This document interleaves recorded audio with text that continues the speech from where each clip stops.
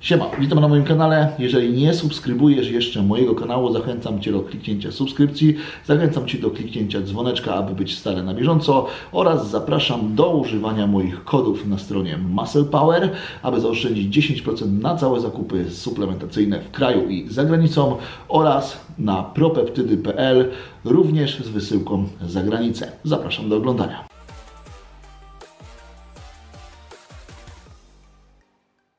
Hello everyone, once again, today we're gonna speak with Stefan Kienzl, one of the probably best European IFBB pro coach. How are you?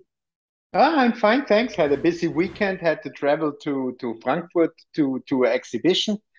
And parallel to that, as always, there have been a lot of shows. There had been the Amateur Olympia in Bucharest, in Romania. There had been several shows in South America. So it was quite busy as nearly every weekend since the NPC is doing that much shows. Yeah, the NPC right now is actually a big had a big jump. They're making a lot of shows. There are more shows out there than bodybuilders. Yeah. How many competitors do you have this weekend? Particularly this weekend, so next weekend, I think I just have 2 or 3 competitors that weekend. Next weekend, there are a lot more because there's the pro qualifier in Austria, and a lot of people are coming. And last weekend I had 7. But this weekend is one of the least busy in the year, I think. So I have time to relax a little. Yeah, for you, 3 competitors is not sounds like a lot. No, that's quite easy. Yeah, it's but like a breeze. There's just a show in Great Britain, and I think because I have no other show in my mind for that weekend. Okay, do you gonna put any of your competitors in Poland? Because it's like 4 weeks till the pro qualifier in Poland.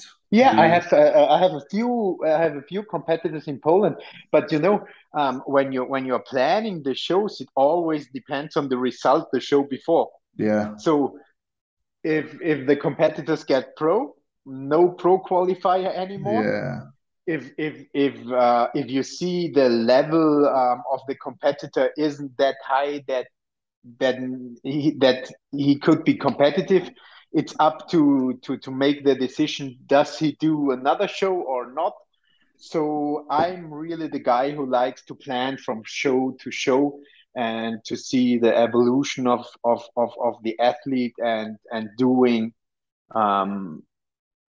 the necessary and right steps, because it's for a competitor, the financial expenses for a show are incredibly high, and in my opinion you have to play a little tactic to pick out the best shows and also the best amount of shows you do in a row for you.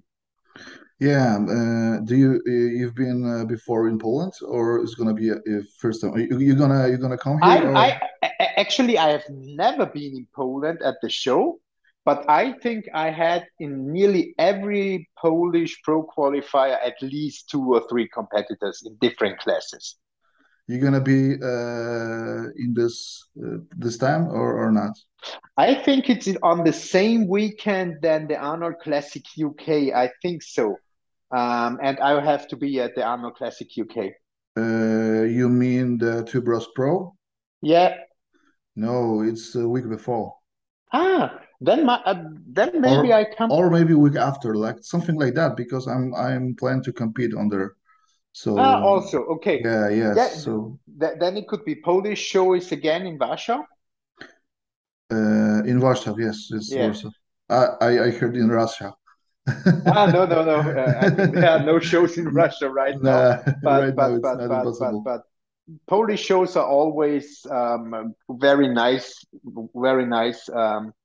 shows, because Robert is doing an excellent job in promoting that.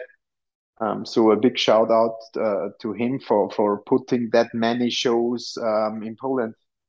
Yeah, I agree. Especially that maybe in the future we're gonna have amateur Olympia, and Okay. it's gonna be a great event. I think, Yes, especially that. very good opportunity for the Yeah, for. yeah. Okay, today we're gonna talk about making or building the perfect competitor. And Mm, as we all know, before you step on the stage, you have to build some muscle. So mm. let's put it in a perspective, okay? Because if we're gonna talk generally, it could be an hours, and we're Yeah, probably absolutely. not gonna settle anything. So let's say we're gonna talk about heavy or in the middle weight competitors, okay? So like a Hmm. 100 plus kilo guy that you've never worked before. Hmm. This is your first off season with him. And how are you going to set up your training during the off season? You focus more on volume or intensity, or you like to mix them both, or do it in like periods, cycles, or something like that. Um, when it comes to training, my main principle, it depends a little. Okay, I have, if it's a competitor where the symmetry is nice and everything is built nicely together, probably I won't change a lot, because if the symmetry is good, why change something? And when he is a up to 100 or a super heavyweight competitor, he knows how to build muscle with training, and he knows how to train. But that's not very often the case. So um, bodybuilding shows are one with symmetry. And most of the people out there don't recognize that. They think shows are won by size. Shows are, in the most rare cases, won by size. They are won by good size, but the most perfect symmetry. So the first thing I have to do in an off season is to analyze the last competition pictures, analyze the actual off season pictures, and detect the weak areas in the body. So if the back is lacking behind, the chest is lacking behind, the hamstrings are lacking behind, those are the most important first steps to set up the perfect off season and to get the best athlete, because symmetry wins shows. So the optical visualization and to get known what is good and what is not good is the first step. The second step is to analyze the movements of the athlete. So, for example, if the hamstrings are lacking, I have to analyze all leg movements. I have to see him squatting, I have to see him leg pressing, I have to see him doing RDLs, I have to see him leg curling, and then I have to erase the mistakes in the movement. Because if a body is growing, for example, he has huge quads and he has tiny hamstrings, he does. There is no, he has a good quad genetic and a bad hamstring genetic. That's bullshit. He just doesn't know how to move his hamstrings the right way, or in the right quality, or in the same quality he's moving his quadriceps. So the first step is to get the analyze done for getting a better movement into those muscle groups, which leads me to the first answer. The most important thing for me is exercise execution, because exercise execution will make the symmetry better. If the exercise execution is fine, the second most important thing for me is intensity. So I want my athletes to nail every set they are doing, because the second point, or the second problem I see with volume training is that the overall blood flow, because of the volume, will make you think you hit the muscle right. But most of the time you didn't, because you don't feel the tension, you don't feel the contraction when you do a low volume, high intensity. You just feel the blood flow. and the targeting of the muscle wasn't right. So I'm more the intensity, low volume guy, because I think you can go more into detail of the quality of the movement, and the quality of the movement will bring you to a better symmetry. Okay, do you think that heavy progressive overload style of training is correlated to the look of the muscles in particular? I think so. I think so that correct heavy duty progressive overload training, which is targeting the muscle, is the best way to build an impressive physique. You know, Okay. there are so many proofs of that. If you take a look out of the two greatest of all time, Ronnie Coleman or Dorian Yates. Ronnie Coleman had a special genetics. He could do it with more volume also. But in the end, he was doing push-pull legs 2 times a week because he recovered so fast and was able to do 3 heavy sets per muscle group, which is incredible. And I think he was the most dense guy out there with up to 2002, the perfect symmetry and the perfect balance in his body. Okay, you say about something about a perfect execution of the exercise, but Yes. some people just misleading in that. So they are doing just perfect squeeze, slow eccentric, slow concentric, and stuff like that. Do you think that sometimes it's good to jerk some weight? It's good to jerk some weight when you can control it.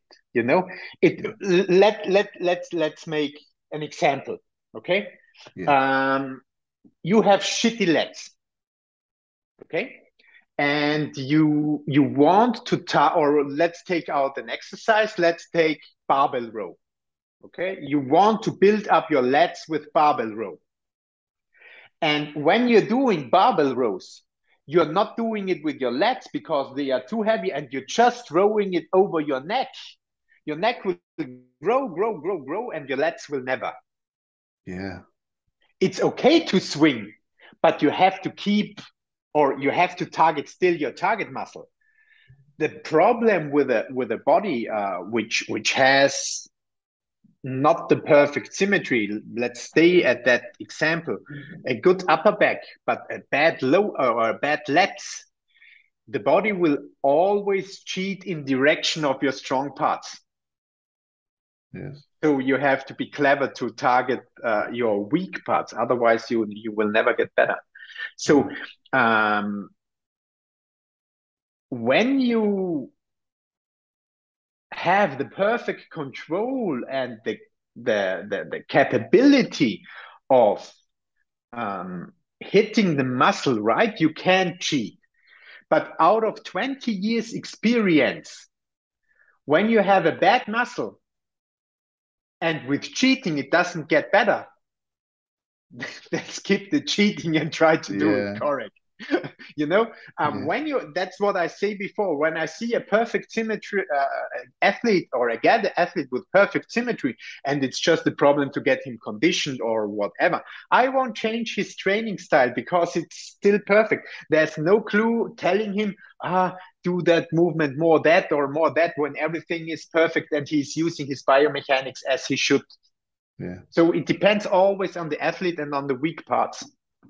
I get it that you're a little smiling when it's talking about that, just because it sounds so obvious that it's supposed to be obvious. Yeah, is that you have to feel your muscle first, and then focus about the progressive overload and the Yes. perfect contractions and stuff like that. So that's the most important things to find your muscle first, and And then then get strong. then get strong. Exactly.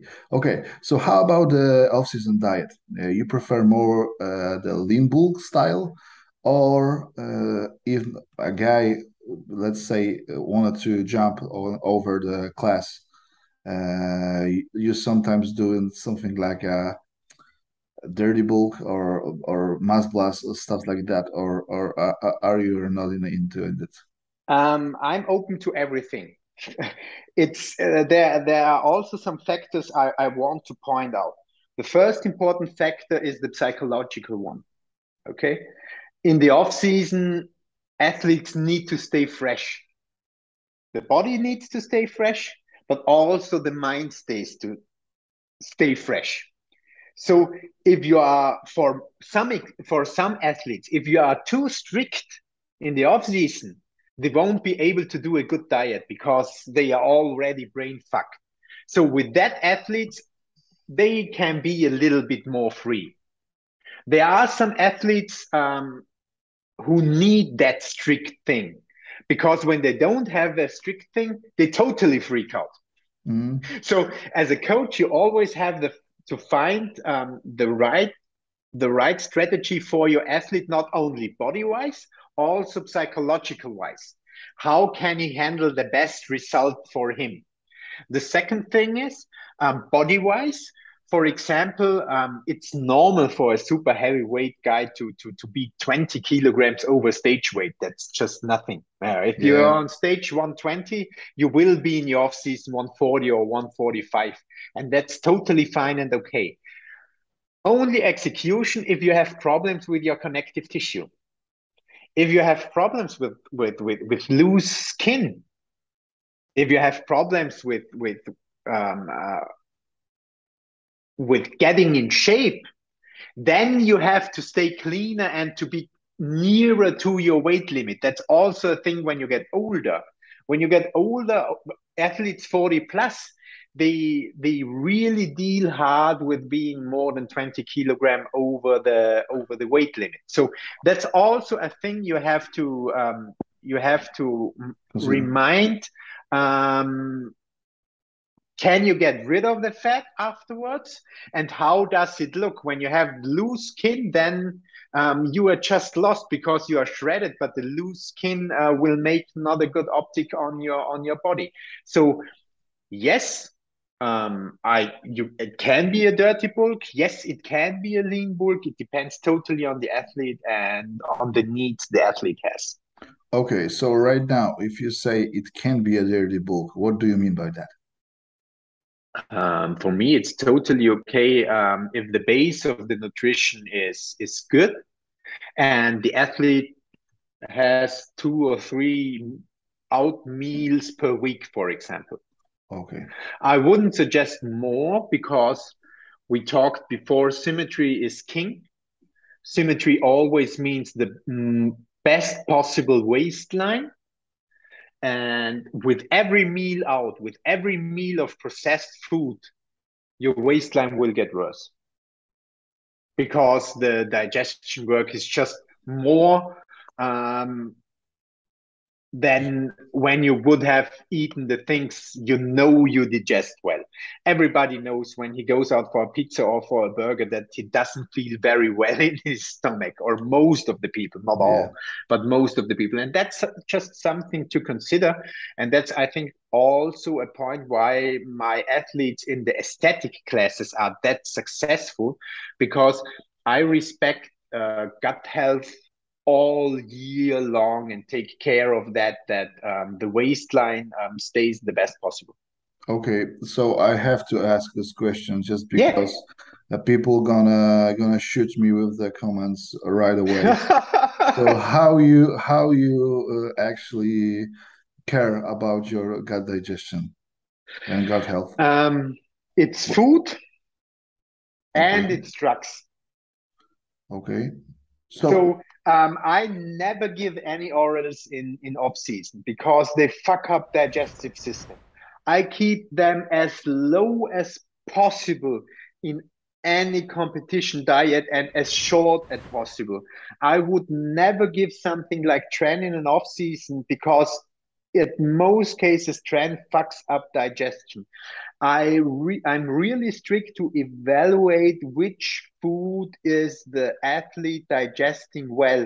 We are using the carb sources the athlete digests well. I keep vegetables quite low because if there's too much fiber, there is too much digestive work. And that I would say are the main principles to get the best waistline possible. So not over poisoning your body. Find out what you digest well, and then eat what you digest well. Okay, It's quite easy. Yeah, but what about the supplements? Do you use something like glutamine or stuff like that?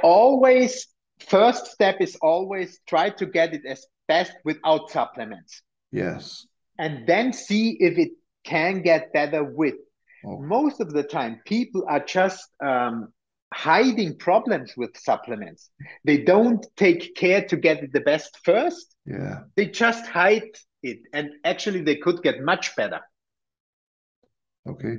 And what do you think about the stuff like sweeteners and sauces and That's very individual. For example, I have athletes, when you drop sweeteners, they are losing 2 to 3 kilogram water immediately because the inflammation of the gut system goes out.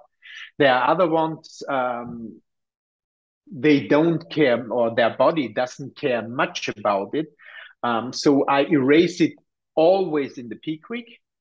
But for some athletes, it's really wise to keep it very low, even in diet or in off season. It depends individually. Yeah, of course, of course.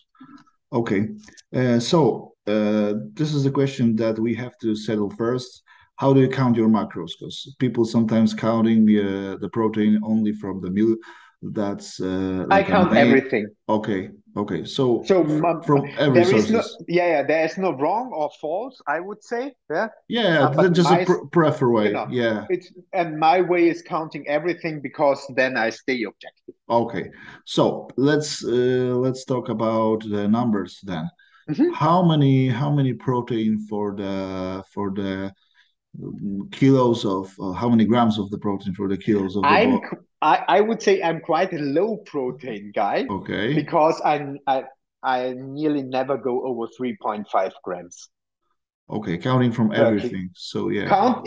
And counting from everything. Yeah, so it's gonna be like right.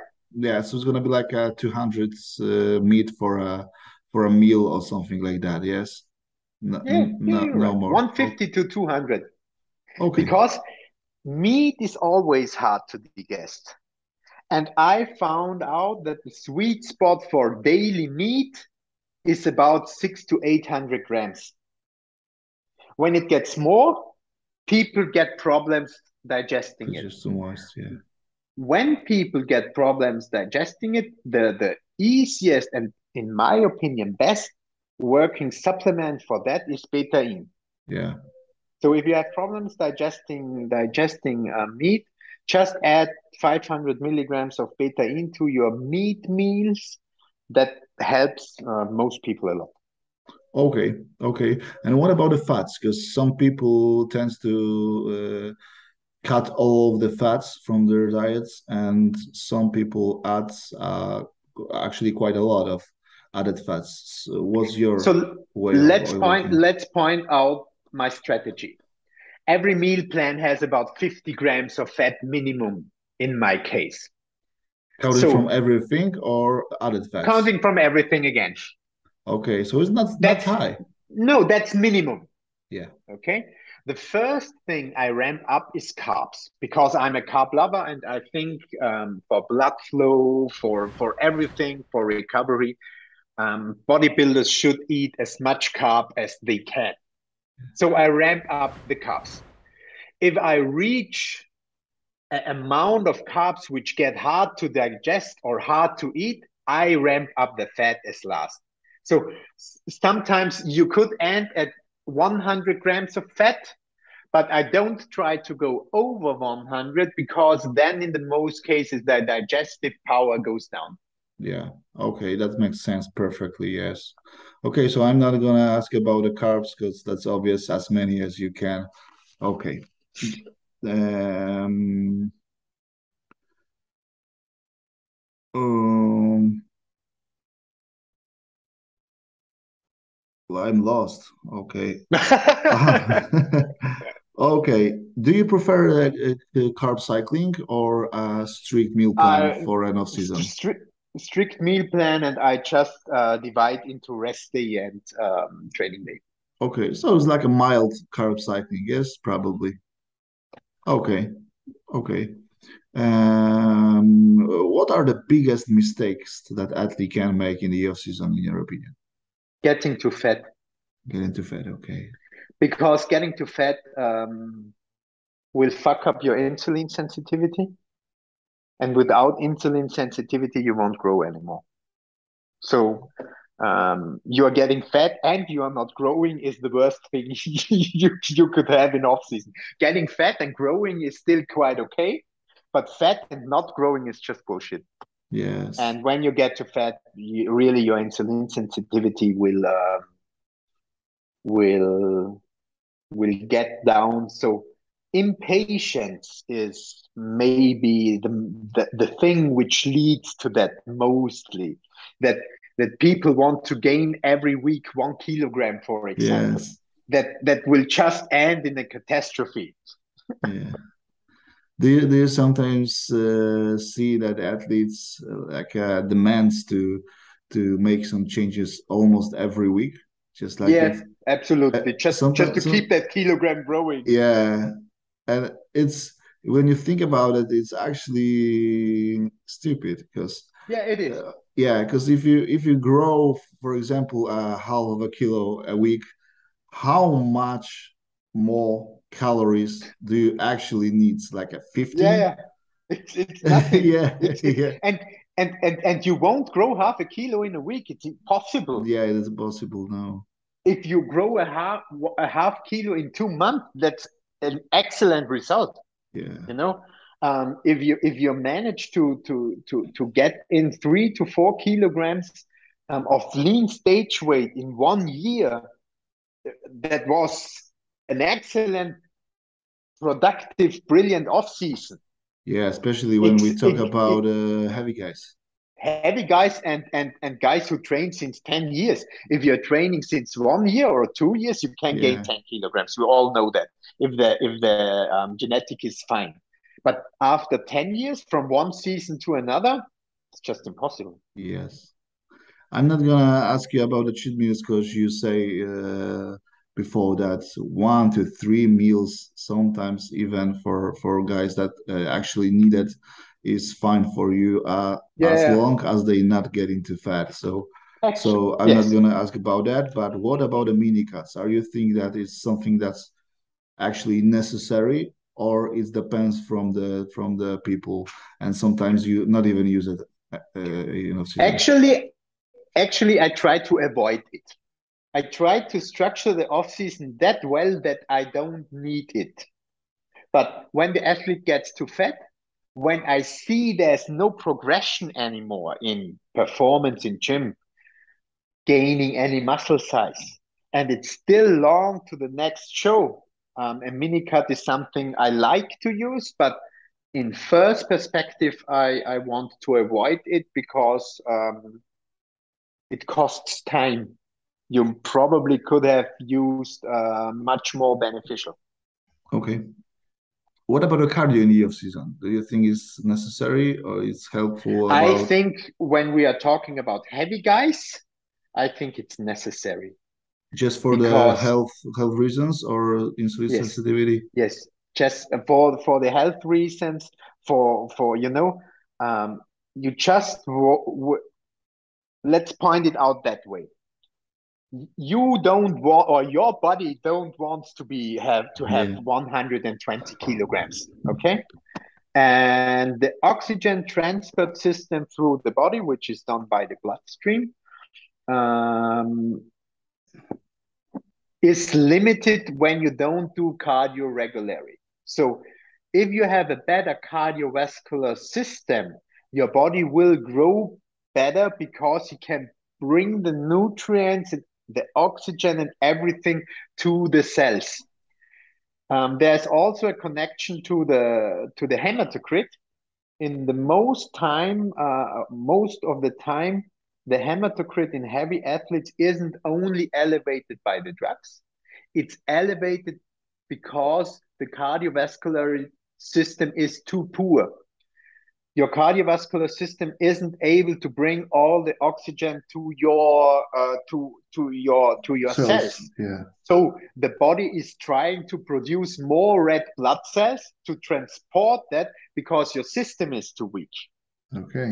So that's something which is very important for performance, longevity, and for growth. When you get heavy, do your cardio also in the off season. That's really a suggestion, health and performance-wise. How much of the cardio do you recommend? That doesn't have to be much. 100 to 150 minutes per week is totally fine for that purpose. Okay. Okay. So it's like a 20 minutes morning Daily. breeze. Yeah. Okay. Okay. Okay, And just that will fine. help with everything. Okay. Do you okay with talking about the pets? Yes. Okay. So what do you think about the pets in the off season? Do you think that more is better, or do you think that off season is not the time to raising your PEDs? Um, the most, or let's say it that way, you have to be most possible healthy to grow. Okay. So I've seen it that many times that people hold themselves back by poisoning themselves. Just an example, when your liver enzymes are sky high, how should your liver do all the enzymatic work, for example, producing IGF, when the liver has everything to do with depoisoning your body, you know? Yeah. That's something which is just bullshit. So evaluate your bloods every 2 to 3 months, evaluate your liver enzymes, evaluate your blood glucose levels because of insulin sensitivity, evaluate your lipid profile because you don't want to die with 40. Evaluate your kidney function with cystatin C, because when you do creatinine, it's most of the time false because you trained Yeah. intensely and it goes up. That's something you should take care. And there are so big individual differences. There are people who can handle other amounts of drugs than other people. You have to do the best for you. And one thing is definitely an unhealthy body won't grow as much as you want, and you won't display a pleasant physique when you're not healthy, especially over a long period of time. Okay, so what's your pick of choice to the PEDs when it comes to the off season? The base for me, I'm different than the Britons, who I think it's still modern in Britain to do low test. Yeah. For me, testosterone is always the base, and it's always equal to higher than the anabolic compound. Hmm. So test is the base. For me, it doesn't care if it's propionate, enanthate, or cypionate. I just want that it is a single one, because I Yeah, don't want I had it. fluctuating Yes, blood I had it. levels. It's just shit. You have the same power but more sites, and Yes, which yes, doesn't make and any it's sense for actually me. it's actually popular in Poland that people likes the Yeah, blends, because you and have it's Omnadrene in the pharmacy. uh, in Poland no one use pharmacy stuff to be honest, Ah, okay. or it's not that popular. And if you get something from the real pharmacy, you're lucky, to be Yeah. honest. So yeah, so I think it's more about people think that's the esters are actually doing something different, and as we know, that's only a acid added to the. Yes. So it's not even worth to talk about it today. Yeah. Because That should there be are still the obvious. people still the people out there who say, you have to switch acids because of the receptors. Yeah, and holding the water. Yeah, Yeah, this yeah. and then that holding the water and propionate nuts. So Yeah, we think totally the same on that. yeah. So test is the base, and then I always take out one or two of them. It's first option would be boldenone, second option would be MPP or DECA, Third option would be Primo. I don't give Primo if people have problems with HDL cholesterol. I don't give Boulder if people have problems with hematocrit. And I don't give DECA or MPP if people have problems with libido or gynecomastia or with blood pressure. So actually, I choose concerning your individual health. Okay. And what do you think about that school, the new school of not doing an EA, but doing a lot of DHT? Because for me, that's actually a stupid idea. For me also, because people won't feel well with it. Yeah, and that's actually more aggressive to the It lipids is. than using the actually inhibitors, to Yes. be honest. And I know the people that using like a 1,000 milligrams of Primo or Prostanolam, Masteron, or, yeah, yeah. just to bring them the estrogen down or to hold the receptors for a signal of I don't know why, because like a quarter tap of anastrozole 2 to 3 times a week will be the same, or XMSN, and it's I'm an actually less. Exemestan Yeah, fan because it has the least least effect on the the lipid lipids. profile. Yeah, but the only thing is that actually that they're killing the enzymes. So for I don't know if you notice this, but if you Yeah, do it for a long time, you actually can have a problem with proper estrogen level in the I long would, run. and I would never take it all year long. Okay. So there is, we talk, I think about it later. There's the recovery time, which I need to get rid of all the shit. So I would never do it all year long. And even if you don't have any sites, no high blood pressure, no problems with gynecomastia or anything else, even if your estrogen levels is quite high, I wouldn't suppress it. Okay. Okay, so GH in the off season, do you think the more is more, or do you actually like it a little lower or moderate? I would say now something very provocative. Okay, if you need GH to get in a top three result of a pro qualifier, you're probably not the one who's getting a good pro. Okay, so I should stop. The question is always, do you need it? Is Yeah. it for example, when you take, I really know it because they are friends or they are clients. Most of the top pros even didn't think about GH until they got pro, and then they exploded. If you have to pick every tool to get pro, it's gonna be a hard thing for you even to develop at the point. And at the amateur level, but that's just my thought. Yeah, okay. At the amateur level, I would never go higher than 4 IUs because it's a lot of money. And if you need it to get to a specific level, and your dreams are to be one or to earn your money with that in a specific point, it's sometimes just the illusion because you don't have the capacities to be there because you need that much. So it's always something you have to evaluate. Yeah, the best bodybuilders on the planet actually uh, says or claims that they are making the pro status naturally. So Yeah, I that's know some of that's them yeah, that makes actually, sense. and that's that's one of a not one of a million, that's one of a billion who Yeah. can do that. But actually, you should always strive to get the best out with the least. That Okay. you always can pull something more. You know, Okay. What about the insulin in the off season? I never use. I think Never. insulin. I think insulin was one of the biggest problems why bodybuilding started to get ugly. Okay. You know, it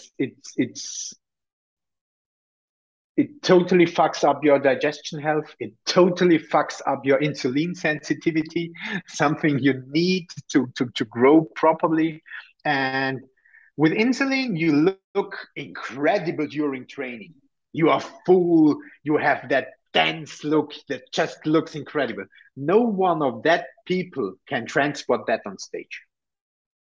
Yeah, it's hard actually, And unless you're that's, using insulin. and and that's the point. You won't have that grainy look on stage. Um it's just not that optic I like in bodybuilding, and it's most of the time not the optic which wins shows. Okay. Okay, so right now we're gonna go through the transitions to the prep mode. Do you have Mhm. some time actually? Yeah, all good. Okay, okay, it's okay.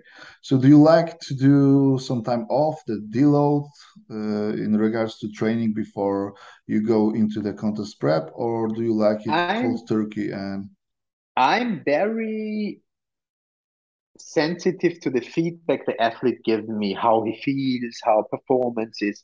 And it could be that, for example, you are checking in today and you see, I'm tired, I'm not progressive training anymore, and I see your look is not good. Then I say, come on, let's do 1 week of rest. That could even happen in prep, that I say, okay, now 3 days of rest.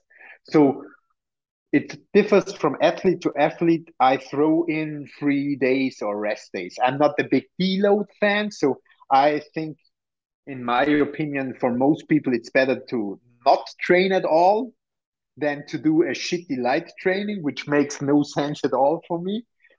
So I'm always using rest days as a tool, even in off season and in prep, and that's why I don't need a period of rest time before the prep, because I always take care about that. okay? And what about the health phase or getting off before the contest prep? Do you think that's the perfect time for doing that, or it's not at No, all?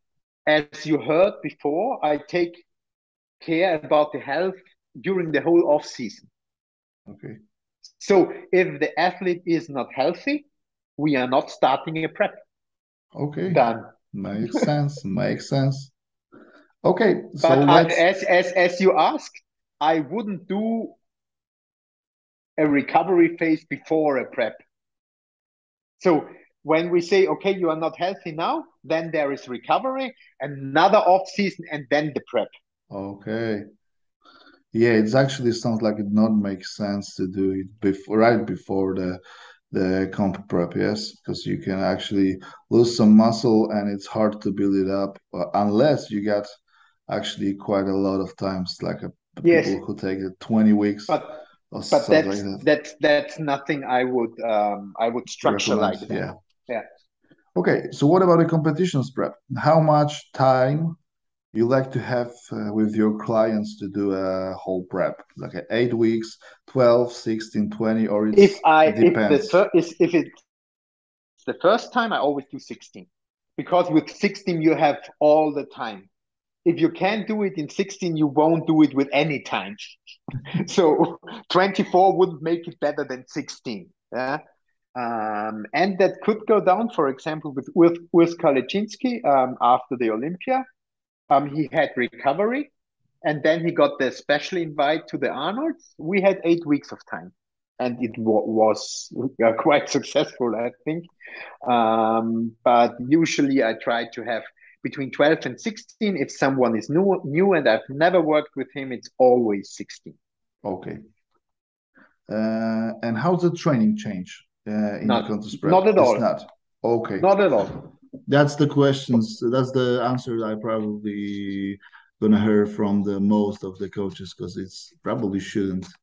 It shouldn't, because I need to get feedback. Is the performance dropping? If I'm doing something different, how could I evaluate if the performance is dropping? If the performance drops, I need to maybe have a refeed. I need to do something with the drugs. I need to give some extra rest days. And if I change the training, I'm not objective anymore. Yeah, everything's changing. Start again. Yeah. So, do you like to cut calories slowly, or do you like the bigger jumps for the first, let's Um, say, I 2 to 3 weeks? always prefer I always prefer slowly, but sometimes you need the big changes. Okay, It depends on, okay, okay. if you are that 30 kilogram plus fat bastard,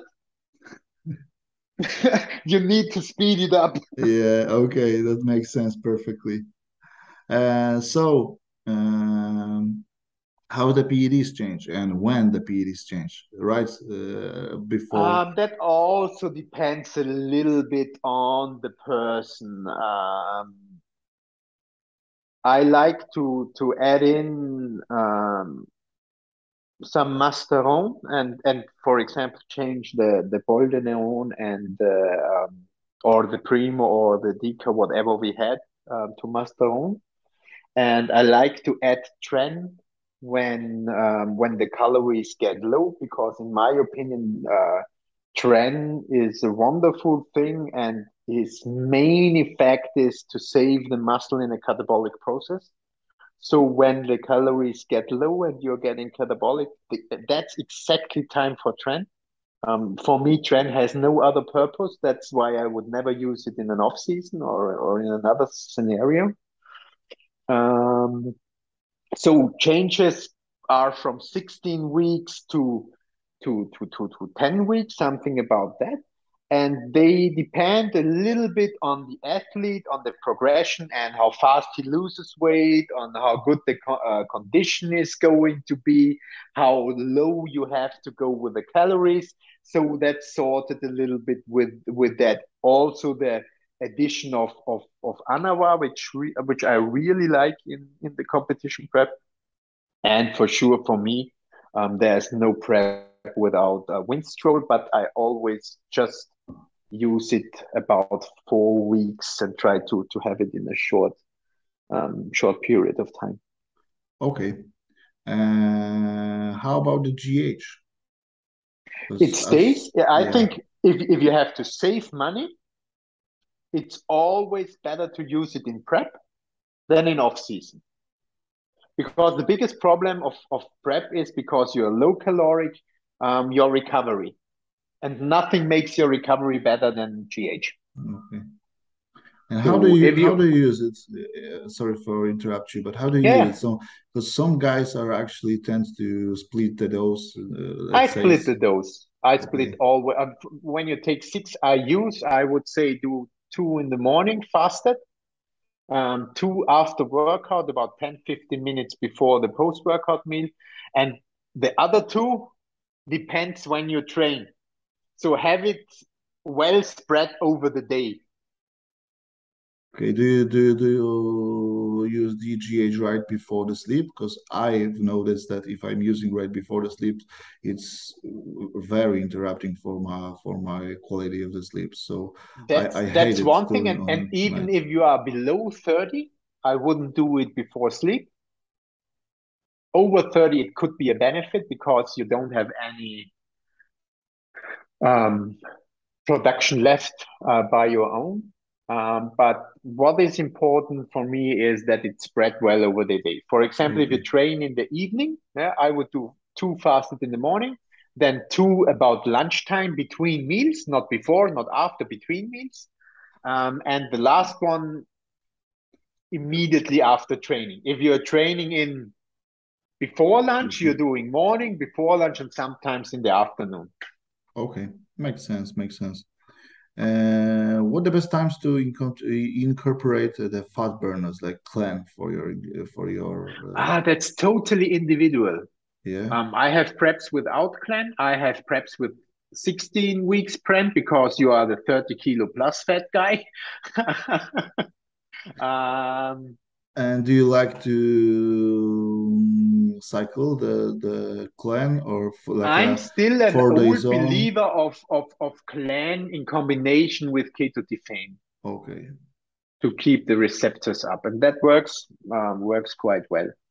And another addition to the keratin is that actually helps with the sleep a lot. Yeah. I've noticed Yeah, this that's fine. on this prep. I have huge problems with the sleep, and right now I'm working with the Minicuts, and actually he says to use minimum dose actually, because like a half of a tablet, and my sleep is awesome right now. It's Oh, very good. yeah, That's very it's good. yeah. Okay, And I also, because we were talking about fat burners, I also like Joachim. the supportive power of thyroid hormones. Okay. I Do never you? go I never go Oh, high with them. And actually I check in the blood work where the free levels and the TSH is, because usually in diet the free levels go down and TSH go high, and I want to prevent that I have a, I would say, natural levels of the hormone in the bloodstream, and I try not to go super physiological. yeah. This is the thing that I wanted to ask, because some people still thinks that the thyroids are actually a fat burners, and they aren't. No, They just used because the calorie deficit is actually gonna impact your the function of your thyroid. So you have to and yeah I don't know if the people out there, but I studied medicine, and it's actually the more healthy way to do the diet.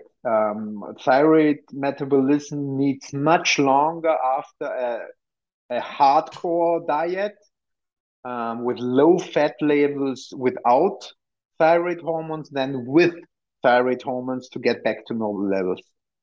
okay. I don't know that. Okay, so what about stuff like Lochinbein or GH fragment? Do you use it?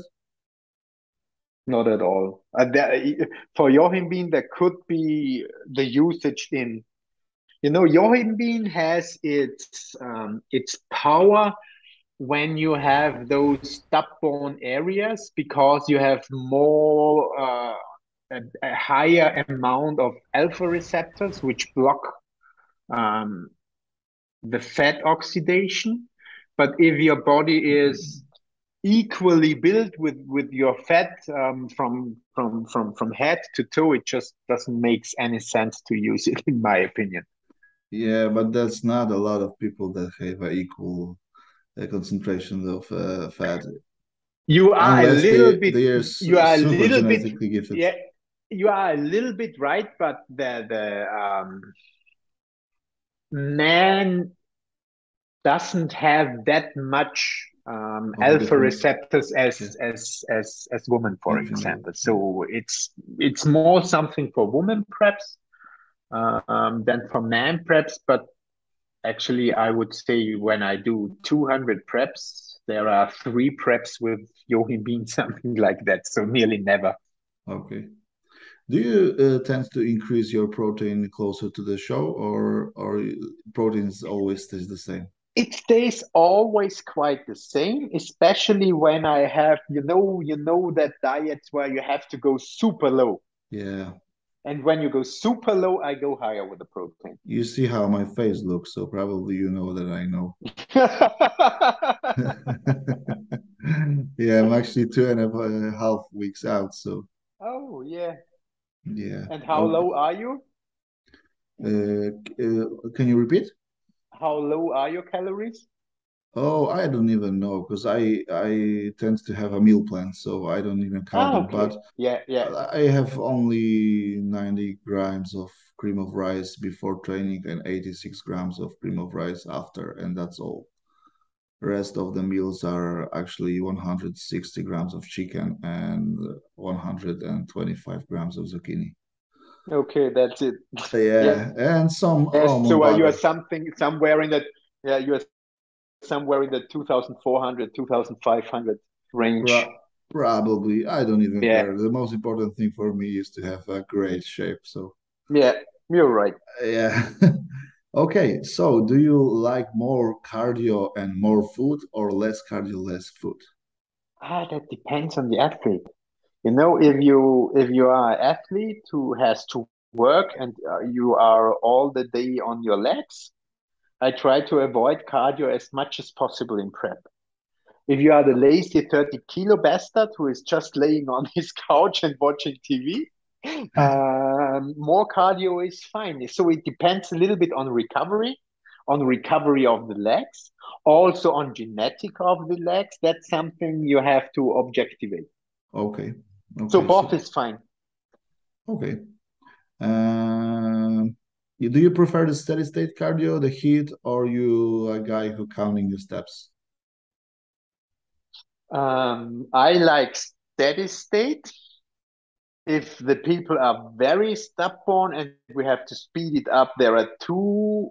There is one unit steady state, one unit hit a day, and I tell the people to be active as possible. You Okay. know, it has to fit. It needs to fit the lifestyle. So I can't tell people who are working in an office from 7 in the morning until 6 in the evening to do 20,000 steps. When should they do it? You know, Yeah, you have to fit the right for the right person. they've always can drink a lot of water and going to the bathroom. Yes. Just sit as far as they So can. in the most far away floor Yeah, which is possible. yeah, yeah. Okay, so what do you think about the cheat meals or refeeds, and what are your choice actually when it comes to the refeeding your athletes if they need that? In contest prep, I always when I do refeeds, I do it quite similar than the carb up will be. Yeah? And the reason could be weight drops too fast, um, recovery is bad. So that are the main reasons. But sometimes also, if you really recognize that metabolism isn't working well, you can also do a refeed. But I always try to have it as clean as possible. Just if I recognize it's a psychological problem that the people have to break out a little bit, then it could also be something different. But Okay, there are a lot of possibilities. okay, okay. But you tend to do it like a clean refeeds because Yes, it's yes. actually yeah, it's always a smarter approach, I think. Okay, so right now we left with the peak week, and it's gonna be actually quite interesting, I think, because the first question I put just because I always forget about ask that. Do you cut the GH before competition, or it's actually depends on if your athlete is holding the water or not? Most of the time I cut it. I half it 2 weeks out and I cut it in the peak week. Okay, okay. Do you cut the But if tests the or lower it? if the look is perfect, I do nothing. Okay. And what about the tests? I cut it most of the time Monday or Tuesday, but sometimes I also keep it. It depends on the look. And it's probably always a propionate, yes? Yes, because when you cut the enantat Monday before the Yeah, show, you cut nothing. yeah, yeah. I have to address that because some people would probably not take into the consideration, and it's Yeah, actually quite important. So, how long before the show you start to leveling up the water and the sodium intake for your athletes? sometimes not even at all. I keep it. Yeah, yeah, I keep but it as it is. yeah, but what is added as it is? Because some people I've I've always have a always Uh, I have a clients that sometimes telling me that they are using, for example, 30 grams of salt a day, and that's when yeah, and it's always a moment for me that I tell them to level up, like let's say for the next 2 weeks you're drinking like a 5 liters of water and you salt like 12 or 15 grams of salt, and I that's always I always take care that they drink about 5 6 liters. yeah, and salt about 10 to 20 grams, something about that. Okay. And Okay. they should keep that. Okay. Okay. They should So, keep that. so how long before you start to manipulate your sodium and water? If you does, because you say something you don't. It's really easy. When I start with carb up, I go down to let's say 5 to 6 grams of salt. I keep the water quite the same. I just lower it a little bit on the day before the show, and that's all. So I never cut out the salt. I And what? never cut out the water. I just lower it a little bit. Okay. And what about the diuretic use? Is Mostly none okay. or very, very little, like a quarter of a diazide. Okay. Because This is for what I me, think you're gonna say. the muscle needs water to be full and hard. The muscle needs sodium to be full and hard. And most of the time, just the pressure goes out. Yeah. How long before the show you actually start to carve up your guys? 1 to 4 days. And it depends on. How flat he is, how extreme his metabolism is, and how much muscle he has. Okay. In the most time, it's 2 or 2.5 days. Very seldom it's 1 day. That's the least. Then we have a lot of 3 day guys, and sometimes we have 4 days to 6 day guys. Okay. It For those who depends. stubborn, actually, yes. Yeah. Okay. Do you often let your guys to carb up on a junk food, or it's never happened? No, because of the digestive problem. I Okay. wouldn't go the risk of Okay. a bloated stomach. Okay. Makes I sense. think that's for me the biggest point, you know. I don't think in most cases that it fucks up the look the condition, because when you're conditioned all is good, but I think it fucks up your midsection. Do you use stuff like berberine, metformin, The or pro insulin the on the no, carving up? because the risk on insulin is that, for example, everybody knows you are stressed before a show. Okay, Yeah. when you're stressed before a show, you will need more carbs. When you at the same moment give insulin, it could very fast happen that the sugar which is already in the muscle is pulled out because it's needed to regulate the blood sugar Yeah. because you are under stress. Okay. So it's, for me, it's just too risky to end up not in the best condition. Berberine and metformin both slows down digestion. So that's also something I don't want during carb up. I want the fastest possible digestion and not a slower down digestion, because usually at that point, insulin sensitivity is sky high because you come out of a low caloric um, low caloric period of time. So I don't see the big benefit of it. Okay. The one question that's actually right now sticks to my mind, Mm-hmm. and I forget to ask you about that in the off-season manner. Do you use berberine or stuff like that around the training? Not really. I think it could be wise to use some alpha lipoic acid or some chrome or cinnamon, which has good usage. But berberine for me has more effect in the health industry to stabilize blood sugar levels than in performance sports than we do. Okay. Okay. Makes sense. Okay. So let's go back to the peak week. What about the food on a show day? as less as possible, as much as you need to keep fullness. And that depends on, there are those wiggly people. Yeah. They need more. And there are those calm, lay down people. They don't need that much. Okay. But stomachs should be quite empty. But for sure, you need to fit your caloric needs on that day. So that's something which the people have to learn by themselves. So I say it's from here to here, but take a look. Do you still have the pressure in the muscle?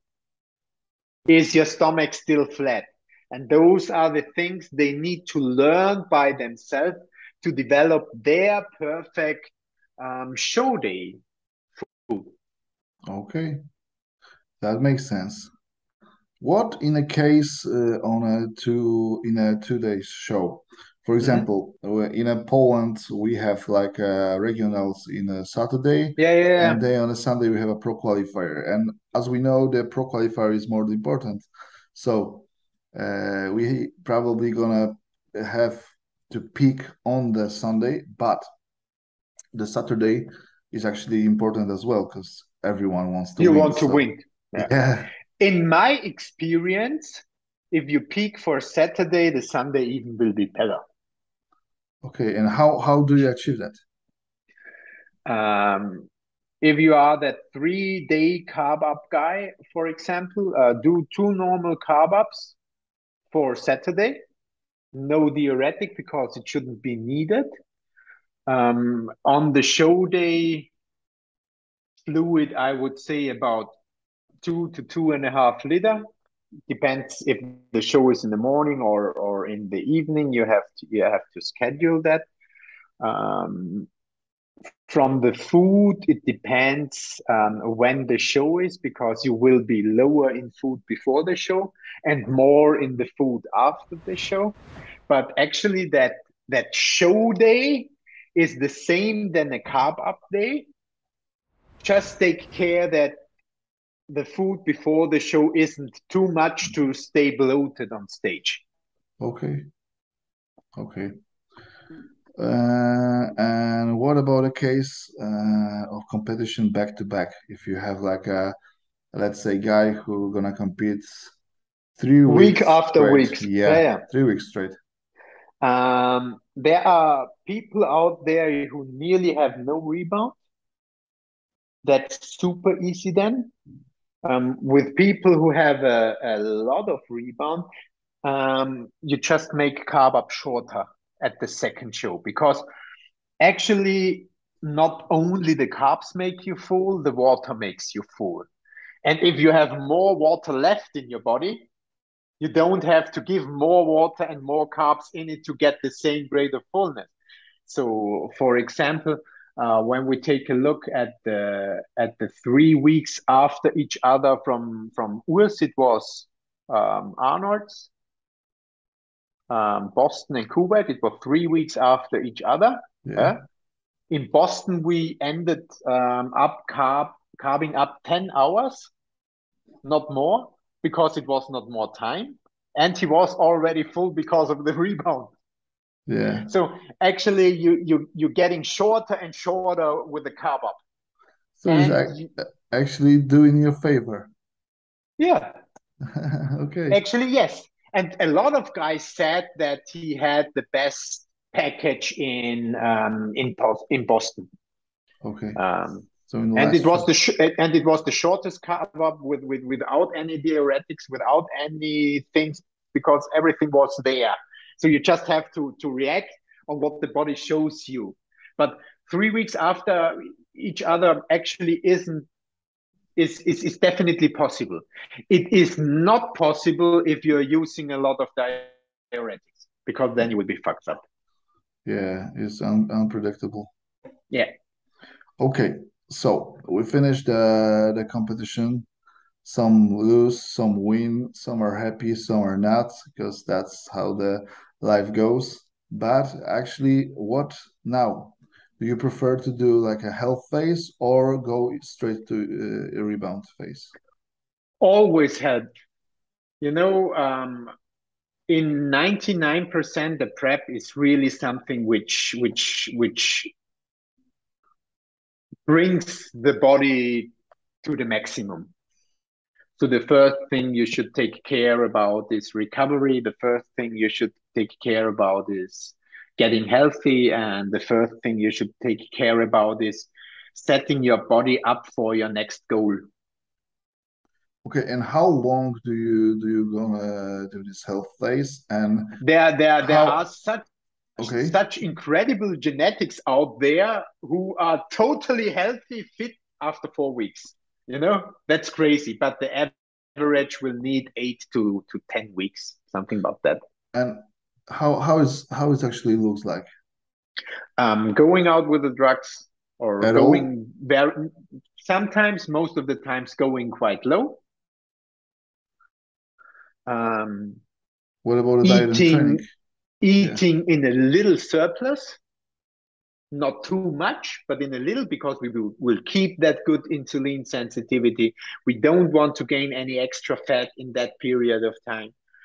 Um, and training, starting slowly, listening to the body and having some more rest times, but starting again to get back a progressive thought. Sometimes people also need 2 or 3 weeks of total rest. That depends a little bit.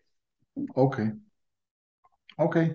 And after that health days, you going to Off season, go straight to the off season. Okay. yes.